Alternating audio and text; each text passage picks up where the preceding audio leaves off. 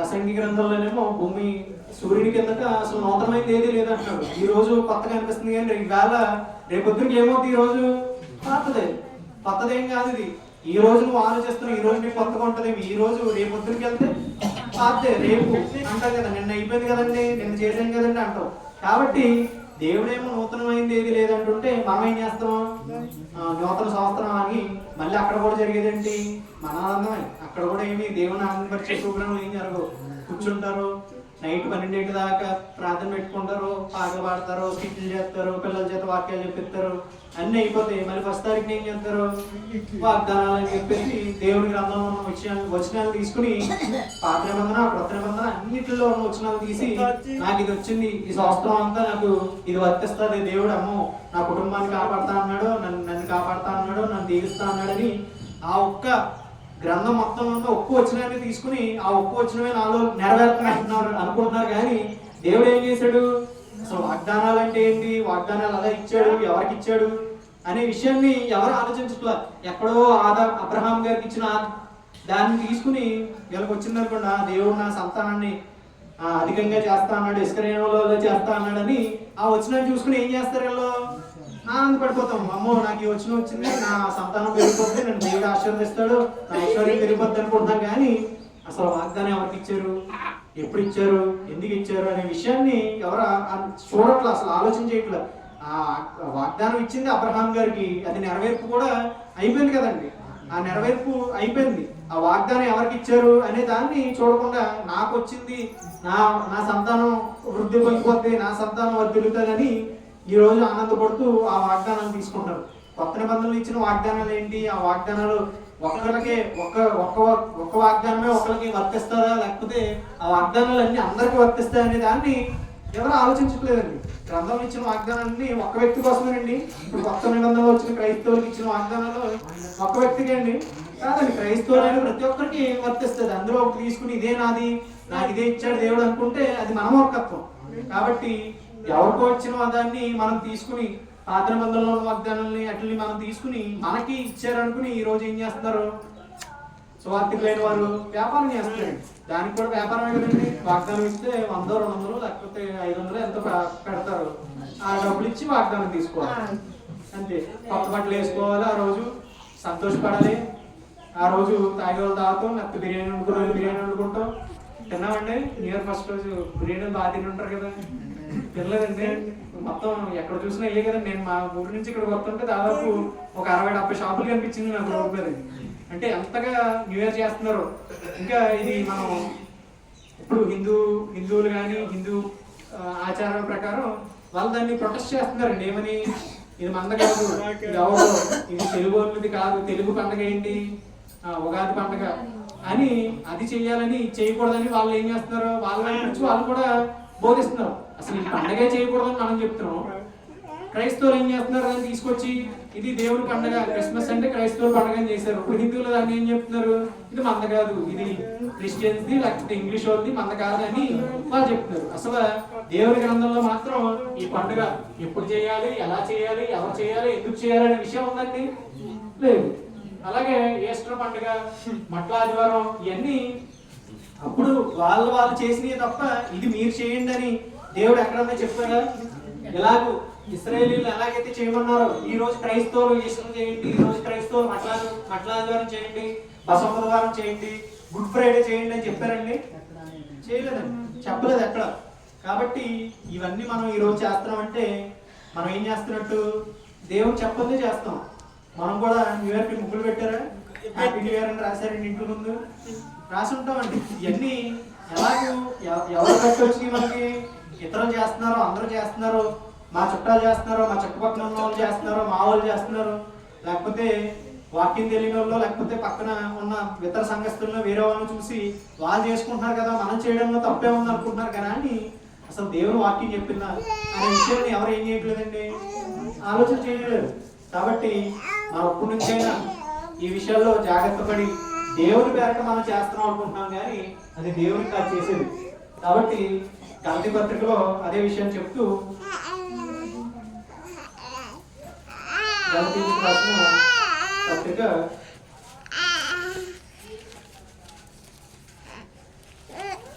4వ అధ్యాయము 8వ వచనం చదివితే, ఈ కాలమందే అయితే మీరు దేవుని ఎరగిన వారే నిజమునకు దేవుళ్ళు కాని వారికి దాసులై ఉంటారు. కానీ ఇప్పుడు మీరు దేవుని ఎరిగిన వారును మరి విశేషముగా దేవుని చేత ఎరుగుబడిన వారినే ఉన్నారు కనుక బలహీనమైనవి నిష్ప్రయోజనమైనవి మూలపాఠముల మట్లు మరలా తిరిగినేలా మునుపటి వలె మరలా వాటికి దాసులై ఉండకోరనేలా మీరు దినములను మాసములను ఉత్సవాలను సంవత్సరములు ఆచరించున్నారు. మీ విషయమైన నేను పడిన కష్టము వ్యర్థమైపోనేమో అని మిమ్మల్ని కూర్చి భయపడుచున్నాను.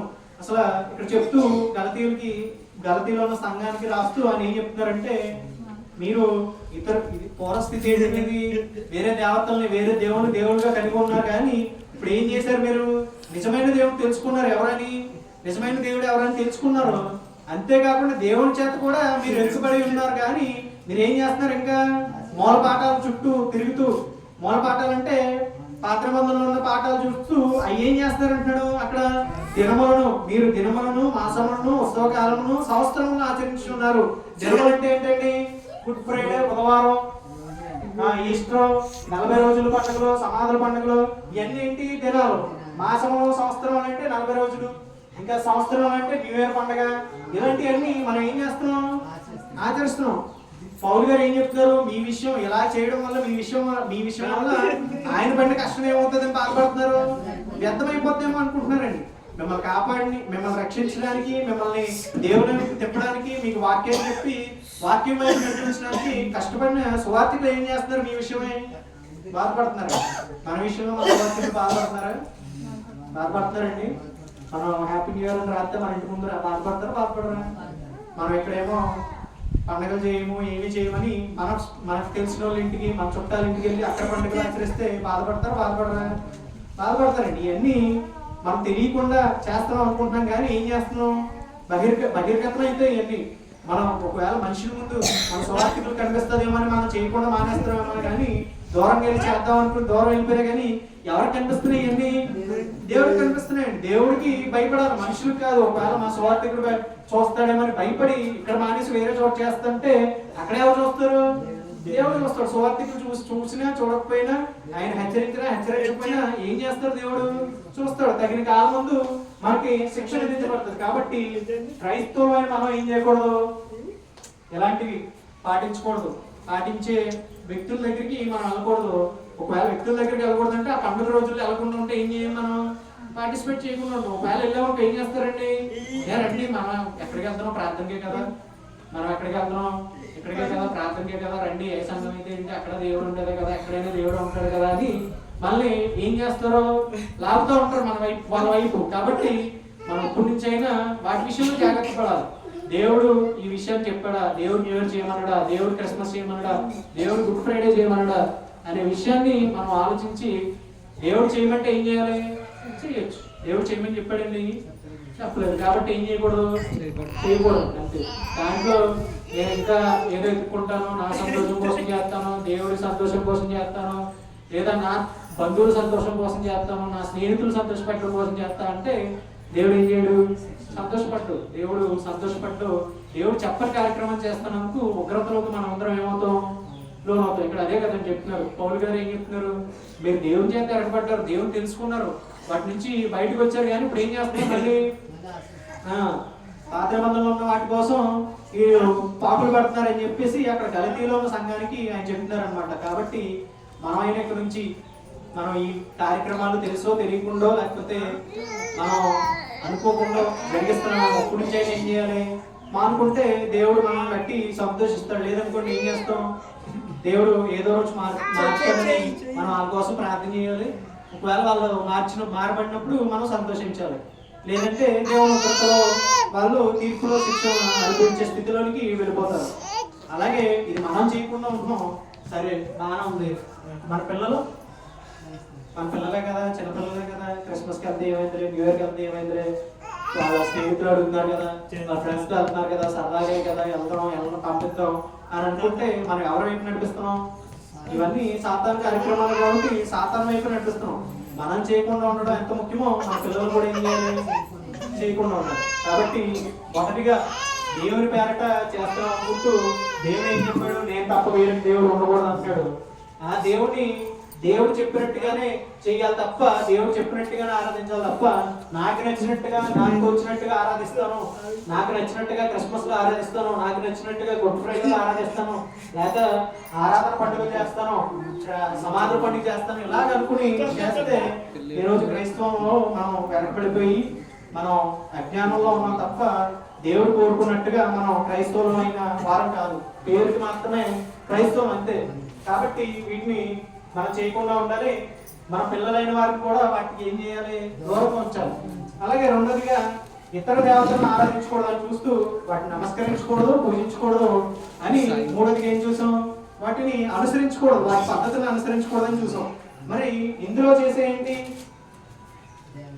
ఇందులో ఇతర దేవతలను అనుసరించే వాటిలో మనం చేసేది ఏంటండి చెప్పండి.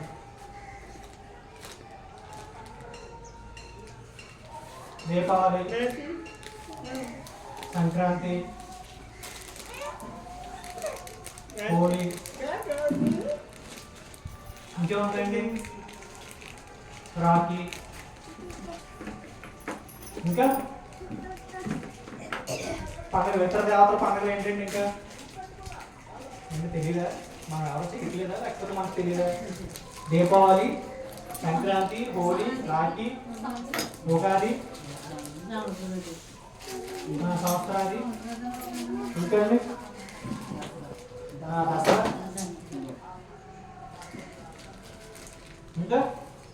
ఇంకా అనేక రకాలైన పండుగలు ఉన్నాయి. ఇప్పుడు కొత్తగా ఏం చేస్తున్నారంటే ఎక్కడెక్కడో నుంచి కూడా ఎదుర్కొని తెచ్చుకుని చేస్తున్నారు పండుగలు. వీటిలో ఇతర దేవతల్ని మీరు అనుసరించకూడదు అంటున్నాడు దేవుడు. మన దీపావళికి మధుర కాపుతున్నావా, మన పిల్లల చేత కాల్పిస్తున్నావా అండి. మనం చేయబోయిన పోలే మన పిల్లలు ఏముందలే తప్పేముందని అనుకుంటాం. వాళ్ళు మొక్కగా ఉన్నప్పుడే వాళ్ళని కంట్రోల్ చేయకపోతే రేపొద్దున వాళ్ళు మానయిన తర్వాత వాళ్ళు కంట్రోల్ చేయగలుగుతామండి. దీపావళికి కాల్చొద్దంటే చిన్నప్పుడు నువ్వు వేచావు కదా, కాల్చుకున్నావు కదా, ఇప్పుడు ఎందుకు వద్దంటున్నావు అని దెబ్బలు ఆడతారండి. దెబ్బలు ఆడి వాళ్ళు కాల్చుకోవడానికి వెళ్ళిపోతారు. దీపావళి చేస్తున్నాం మనం, ఇప్పుడు నుంచి ఏం చేయాలి, వాటి జోలికి వెళ్ళకూడదు, మన పిల్లల్ని వాటి జోలికి వెళ్ళకుండా చేయాలి. అవునండి, దీపావళి అసలు పండుగ ఎవరిది, హిందువులదే కదా, ఇద్దరు దేవతలదే కదా, క్రైస్తవంలో కాదు కదా అది. కాబట్టి మనం వాటిని ఆచరించకూడదు. దాని బ్యాక్ వెళ్తే కొంతమంది సైంటిఫిక్ రీజన్ చెప్తారు, కొంతమంది ఏమో ఒక రాక్షసుడిని అంతం చేయడం వల్ల దీపావళి పండుగ వచ్చిందని చెప్పేసి వాళ్ళు చెప్తారు. కాబట్టి అది ఏదైనా సరే ఇతర దేవతలదే కాబట్టి మనం ఏం చేయాలి, వాటి దగ్గరికి వెళ్ళకూడదు. అలాగే సంక్రాంతి, ఎంతమంది కైట్లు వేసారండి, గాలిపటాలు ఎగరేసారా, మీ పిల్లల చేత ఎగరేయించారా? ఎగరించలేదు. కోడి పందాలకి వెళ్ళారా? చూడటానికి కూడా వెళ్ళదా? సతీష్ ఎందుకు పంపించారు మరి?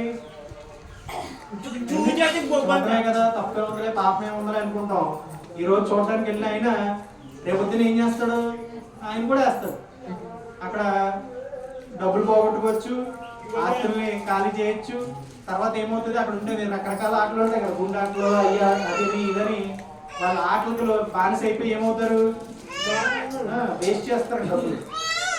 తెలుగు రాష్ట్రాల్లో సంక్రాంతి పేరు మీద కొన్ని వేల కోట్లు చేతులు మారుతాయండి, తెలుసండి. పోయిన సంవత్సరం న్యూస్ లో చదివాను, కొన్ని వేల కోట్లు పందాల ద్వారా పోగొట్టుకున్న వాళ్ళు ఉన్నారు. అవతల వాళ్ళు అంటే చేతులు మారినట్టుగా కొన్ని వేల కోట్లు, లక్షలు వేలు కాదు కోట్లు చేతులు మారుతున్నాయి.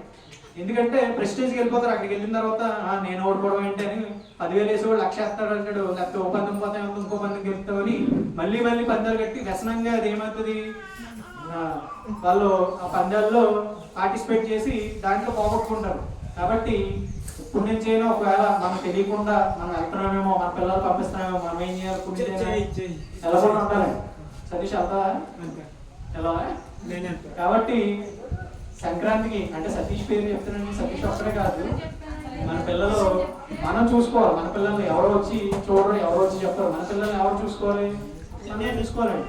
చెప్పగలిగితే చెప్తాం, వెంటే బాగుపడతారు. వినకపోతే ఏమవుతారండి, చెడిపోతారు. కాబట్టి మన పిల్లల్ని పంపించుకోవద్దు. ఏం చేయలేదండి, పేరు చెప్పాలి కానీ వస్తా ఉంటారు అలాగే. కాబట్టి ఇతర దేవతల్ని దేవుడు ఏం చెప్తున్నాడు? పూజించకూడదు, నమస్కరించకూడదు, అనుసరించకూడదు అంటాడు. అలాగే మనం దీపావళికి ఆ వస్తువులు కాల్చడం కానీ, సంక్రాంతికి వాళ్ళు జరిగే విషయాల్లో పార్టిసిపేట్ చేయడం కానీ మనం చేయకూడదు. అలాగే ఆ పండుగ పేరిట వంటలు వండుకున్నామా, పిండాలు వండుకున్నాం అండి. అంటే మామూలుగా ఏదో మనకి మన సెలవులు వచ్చినాయి కాబట్టి, మన పిల్లలు వస్తారు కాబట్టి తప్పదు వాళ్ళకి వండి పెట్టాలి కాబట్టి వండడం వేరు. అలా కాకుండా ఇతరులు అందరూ వండుకుంటున్నారు, ఇతరులు అందరూ చేస్తున్నారు కదా అని మనం కూడా చేస్తారు, ఏమవుద్ది? ఇతర దేవతలను ఆచరిస్తున్నట్టే. కాబట్టి మనం వాటికి దూరంగా ఉండాలి. హోలీ పిల్లలు పూసుకున్నారా? మీ పిల్లలు పూసుకున్నారండి? పూసుకోలేదా? కొన్ని మీ పిల్లలు ఏమైనా పూసారా? పూయలేదండి. కాబట్టి పూయకపోతే బెటరే. ఒకవేళ ఇప్పటికైనా మనం చేస్తుంటే ఏం చేయకూడదు?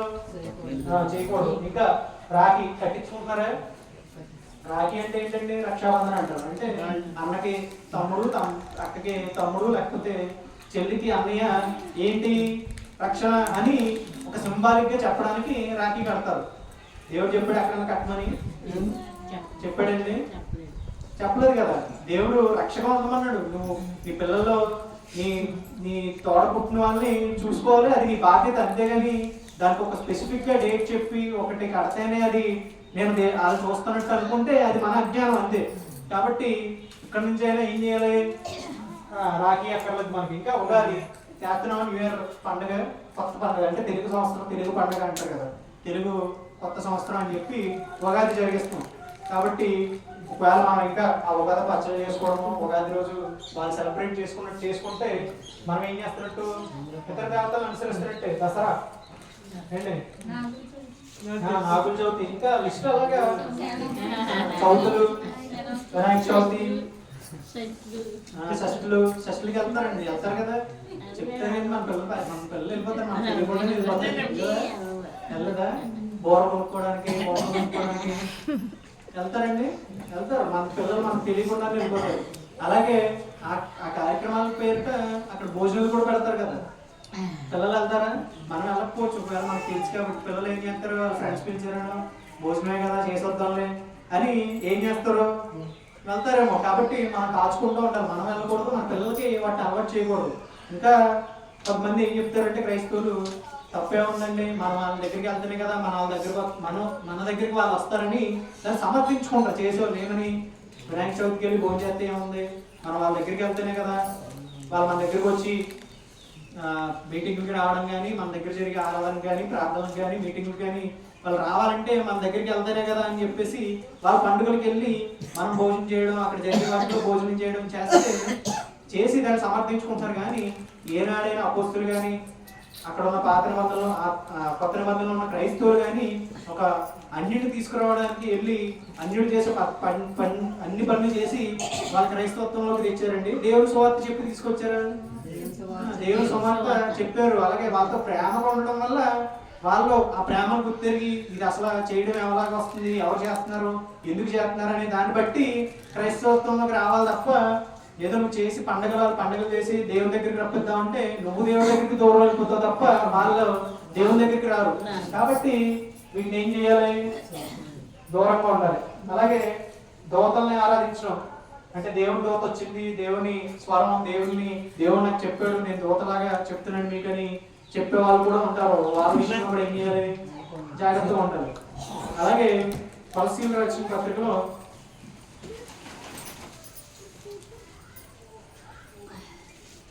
ఇక్కడ కూడా పండుగల గురించి చెప్తూ కొలస్సీయులకు రాసిన రెండో అధ్యాయము రాసిన పత్రికలో 2వ అధ్యాయము 16వ వచనంలో, కాబట్టి 2వ అధ్యాయం 16వ వచనం, కాబట్టి అన్నపాన విషయంలో నేను, పండుగ, అమావాస్య, విశ్రాంతి దినము అనే వాటి విషయంలో నేను మీకు తీర్పు తీర్చిన ఎవరికి అవకాశం నీకుడి. అవి రాబో వాటి ఛాయే గాని నిజస్వరూపము క్రీస్తులో ఉన్నది. అతి వినయాసక్తుడే దేవదూరతారాధన నుండి వచ్చి కలిగి తాను చూసిన వాటిని గురించి గొప్పగా చెప్పుకుంటూ తన శరీర సంబంధమైన మనస్సు వలన ఓరక ఒప్పుకుంటూ శిరస్సును హత్తుకొని వాడెవడను మీ బహుమానము అప్పటారంపై ఇప్పుడు ఆ శిరస్సు మూలముగా సర్వశరీరము కీర్తి చేత నరములు చేతులు పోషింపబడి అతుకబడినది దేవుని వల్ల కలుగు వృద్ధితో అభివృద్ధి పొందుతున్నది. ఇక్కడ ఏం చెప్తున్నాడు? అతి దేవత దేవతారాధన ఎందుకు ఇచ్చగలిగి వినయాశక్తులే అతి దేవతారాధన అంటే అతిగా దేవతలను ఆరాధించడం. అతి దేవతారాధన అంటే దేవతల తట్టు ఆరాధించడానికి తిరిగిపోవడం. దేవుడు ఏం చెప్తున్నాడు, వాళ్ళు మిమ్మల్ని వచ్చి ఏం చేస్తారంటున్నాడు, మీ విశ్వాసాన్ని చెరపకుండా చూసుకోండి అని చెప్తున్నాడు. కాబట్టి అన్నిలో మన విశ్వాసాన్ని వాళ్ళు చేసే పద్ధతుల ద్వారా, వాళ్ళ ముఖ్య దేవతల ద్వారా వాళ్ళు చూపించే ఆ విశ్వాసం, లేకపోతే వాళ్ళకి జరిగే పనుల వల్ల, అంటే వాళ్ళు పలానా దేవుడు నమ్ముకున్నారు కాబట్టి వాళ్ళు కారు వచ్చింది, బిల్డింగ్ వచ్చింది, లేకపోతే చెప్తారు పలానా ప్రాంతానికి వెళ్ళాం మేము, అక్కడ ఉన్న దోత వల్ల మాకు ఏం జరిగింది, పిల్లలు పుట్టలేదు, ఇప్పుడు దాకా ఇప్పుడు పిల్లలు పుట్టారు అని చెప్తే మనకి ఏమవుతుంది, ఇప్పుడు మన విశ్వాసం దెబ్బతింటదండి. మనం నమ్మేమనుకుంటే ఏమవుతుంది, అవును దేవుళ్ళు ఉన్నాం, ఇన్నాళ్ళైనా నాకు పిల్లలు అవ్వలేదు, అది అక్కడ ఎక్కడో వెళ్ళి చెట్టు కడితే దేవత ఏం చేసింది, నాకు దోత వస్తుందంట, కాబట్టి నాకు ఎందుకు ఈ క్రైస్తవత్వం, లేకపోతే ఇల్లు కడితే ఉందలే, వచ్చేది ఓన్లీ పిల్లలు కొడతారు కదా, కానీ దేవుళ్ళలో ఉంటాను అనుకుని మనం వాళ్ళ వైపు తిరిగిపోయే ప్రమాదం ఉంటుంది. కాబట్టి ఏం చెప్తున్నాడు, అతి దేవతారాధకులు అయిన వారు వినయాశక్తులు అయి ఉండి, అతి దేవతారాధకులు అయిన వారు మీ విశ్వాసాన్ని చెరపకుండా ఉండేటట్టు ఏం చేయమంటున్నాడు, జాగ్రత్త పడమంటున్నాడు. అలాగే ఇక్కడ ఇంకా ఏం చెప్తున్నాడంటే, తాను చూచిన వాటిని గురించి గొప్పగా చెప్పుకొనుచు తన శరీర సంబంధమైన మనస్సు వలన ఊరగొప్పుకొనుచు శిరస్సును హత్తుకొన్నవాడు. వాళ్ళు ఎలా ఉంటారంటే అతి దేవతారాధన మీద తెచ్చి కలిగి ఉంటారు. తాను చూచిన వాటిని గురించి గొప్పగా చెప్పుకొనుచు తన శరీర సంబంధమైన మనస్సు వలన ఊరగొప్పుకొనుచు వాళ్ళు ఏం చేస్తారు, ఆ శరీరాన్ని ఆ మనస్సుని ఉప్పంగా చేసుకోవడానికి, ఆనందపరచుకోవడానికి వాళ్ళు చేసి ఆనందపడుతూ, ఆ ఆనందం నువ్వు పొందలేకపోతున్నావు, ఆ ఆనందం నువ్వు పాడైపోతున్నావు, ఆ ఆనందం నువ్వు మిస్ అవుతున్నావు, ఆ ఆనందాన్ని నువ్వు ఎంజాయ్ చేయలేకపోతున్నావు అని చెప్పి వాళ్ళు ఏం చేస్తారు, నీ దగ్గరకు వచ్చి నువ్వు క్రైస్తవుడు అయ్యా, నీకు శ్రమలే, నీకు క్రైస్తవుడు అయ్యా, ఏం లాభం నీకు అని చెప్పి, నేను చూడు వారం వారం పప్పులకి వెళ్తాను, పలానా ప్రదేశాలకు తిరిగి వస్తాను, నాకు దేవుడు ఇచ్చేసాడు, ఆ దేవత ముక్తి ఇది జరిగింది, ఈ గుడికి వెళ్తే అది జరిగిందని వాళ్ళు ఏం చెప్తారు, మనకి వచ్చి మన విశ్వాసాన్ని మన బహుమానాన్ని వాళ్ళు ఏం చేస్తారు, అపహరించడం కంటే మన నుంచి దూరం చేయడానికి వాళ్ళు మనల్ని ప్రేరేపిస్తారు. సాతాను మనల్ని ప్రేరేపించచ్చు. కాబట్టి మనం ఏం చేయాలి, వాళ్ళ ఎందుకు కూడా మనం మన విశ్వాసాన్ని చెప్పకుండా, చాలా జరిగితే అది దేవుడు జరిగించాడు తప్ప అక్కడ ఏదో జరిగించింది కాదు, ఏదో దేవతో లేకపోతే ఏదో చెట్టో ఏదో తాడో జరగడం వల్ల అది జరిగింది కాదు, దేవుడే అది జరిగించాడు అని మనం ఏం చేయాలి, ఆ దేవుడు చేసి ఉంటాడులే అంతే. దేవుడు ఏం చెప్తున్నాడు, నేను ఆహారం లేకుండా ఎవరికి చేయలేదు, నా సూర్యుడు మంచివారి మీద చెడువారి మీద అందరి మీద ఆయన సూర్యుడు ఉదయిస్తాడని ఇలా దేవుడు చెప్తున్నాడు. కాబట్టి మంచి వాళ్ళకి జరుగుతాయి, చెడ్డ వాళ్ళకి కూడా మేలు జరుగుతాయి. అంతేగాని మంచి వాళ్ళకే జరుగుతాయి, మంచోళ్ళ పొలాలే పండుతాయి, మంచోళ్ళ పొలాలే అంటే దేవుడు నమ్ముకున్న వాళ్ళే వాళ్ళ వృద్ధి పొందుతారు అనుకుంటే అది మన అవిశ్వాసం. అంతేగాని దేవుడు ఏం చెప్తున్నాడు, అందరి మీద ఆయన సూర్యుడు ఉదయిస్తాడు, అందరి మీద ఆయన వర్షం పడతాది అని చెప్పి చెప్తున్నాడు. అలాగే జరగవచ్చు తప్ప, అంతేగాని అక్కడ ఆ చెట్టుకో లేకపోతే అక్కడ ఉన్న ఆ స్థలానికో ఆ దేవతకో శక్తి ఉందని మనం ఏం చేయకూడదు, ఊహించకూడదు. అలాగే ఇంకా నాలుగుగా మనుషుల్ని ఆరాధించకూడదని మనం చూసాం. మనుషుల్ని ఆరాధించే వాళ్ళు మనం చాలా మందిని చూస్తూ ఉంటాం. మనం ఫాలో అయ్యే వాళ్ళని, మనం లేకపోతే అభిమానించే వాళ్ళని, వాళ్ళు చూస్తే వాళ్ళు ఎక్కడికి వెళ్తారండి, వాళ్ళు ఏదో ఒక గురువునో లేకపోతే ఏదో ఒక సాధువునో లేకపోతే ఏదో ఒక మనిషినో వాళ్ళు ఏం చేస్తారు, పూజిస్తారు. అక్కడికి వెళ్ళి వాళ్ళ ప్రవచనాలు వినడం, అక్కడికి వెళ్ళి వాళ్ళు చెప్పింది చేయడం, అలాంటివి జరుగుతాయి.